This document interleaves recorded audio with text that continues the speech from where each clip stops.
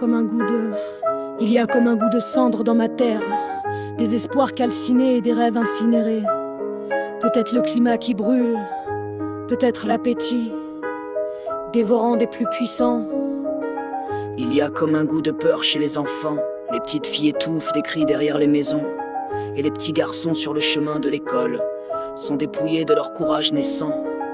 Il y a comme un goût Comme un goût d'injustice dans l'économie. L'argent détourné se déverse de toutes parts dans les poches des uns, tandis que la sueur salée des autres s'évapore entre leurs mains vides. Y a comme un goût de dictature au sein des démocraties, la même main invisible qui choisit chacun des candidats, et les machines qui savent les résultats des élections avant le décompte des bulletins. Il y a comme un goût de divorce avant même le mariage, une voix métallique qui résonne au cœur de la société et qui déclare une guerre à perpétuité entre les hommes et les femmes. Il y a comme un goût d'ignorance dans l'opinion publique, quelque chose de desséché dans les informations mainstream et quelque chose de prématuré dans les conclusions du tout venant.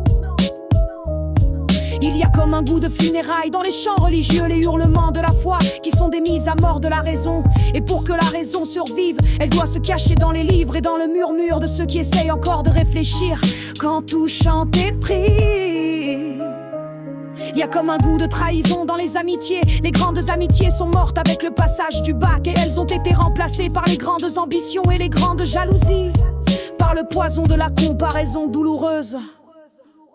Il y a comme un goût d'envie de meurtre chez les dirigeants politiques chaque fois qu'ils entendent qu'une intelligence éveillée entreprend de s'exprimer sur les choses de la nation et les choses du peuple, parce que eux ils ont prospéré sur le sommeil et l'ignorance des masses. Il y a comme un goût de chaos dans l'ordre mondial, des dirigeants de nations qui dirigent avec leur égoïsme individuel et leur égoïsme de groupe, et qui ne réfléchissent que pour chercher les moyens de mieux conserver leur pouvoir et de mieux blinder leur fortune. Il y a comme un goût d'indifférence dans le ciel, des milliards de prières qui se brisent contre le mur du grand silence cosmique, et les croyants qui sont obligés de se répondre eux-mêmes en remplissant le ciel des projections de leurs propres pensées, de leurs propres chimères. Il y a comme un goût de désespoir dans mon humanité, la persistance des religions et la persistance des suicides, et toujours aucun sauveur qui descende du ciel, aucune armée d'anges qui descendent du ciel, aucune cohorte de vaisseaux de lumière qui descendent du ciel. Rien qu'un peu de pluie. Il y a comme un goût de guerre civile qui s'approche peu à peu, la grande déflagration de la lutte lancinante des classes, pas si lancinante car la classe dominante est en guerre déclarée. Ce sont les classes pauvres et les classes moyennes qui ne voient rien derrière le voile de l'alcool et du rire bête. Il y a comme un goût de larmes chez les jeunes diplômés, derrière le courage nécessaire pour se frayer une place dans le monde du travail.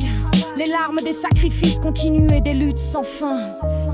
Il y a comme un goût de solitude chez les jeunes femmes, conditionnées comme des femmes fortes, mais réduites à des fragmentations psychologiques et à des raideurs psychologiques qui les rendent impropres à des relations saines. Il y a comme un goût de résignation chez les activistes, le peuple qui ne se lèvera jamais comme un seul homme, aucun mot d'ordre qui ne soulèvera quiconque par la seule force de sa pertinence, tandis que l'abrutissement trouve un écho sous chaque toit et dans chaque profil.